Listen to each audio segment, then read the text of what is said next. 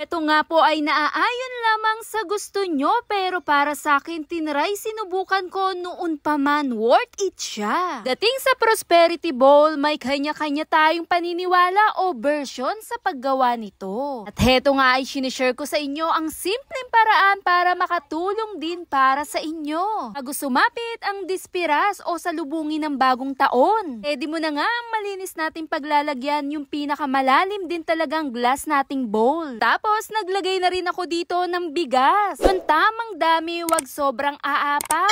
Bigas ay nagsisimbolo din talaga ng kasaganahan at magandang kapalaran, abundance and good fortune. 12 pieces po na itlog. Sisimbolo ng 12 months, symbolize of wealth and abundance, success and good health. Pagkatapos kong ansalansanin yung pinakaitlog na pabilog, nag-ready naman ako dito ng dahon ng laurel, 8 pieces po. Nilagay ko nga siya ng patayo paikot mismo doon sa may itlog. 8 pieces ng dahon ng laurel na nagsisimbolo ng kaunlaran. Ngangahulugan din ito ng infinity, ang daloy ng swerte, walang katapusan. At isinunod ko naman ilagay ang chocolate gold coins natin na 12 pieces po. Para sa matamis at magaan na pagsasama ng pamilya, kaibigan o katrabaho. Good fortune and prosperity. Sa paglalagay nito, paikot po, parang pagsasama. Naglabas naman ako dito ng perang papel, 12 pieces po. Kahit magkano, pwede, 20, 50,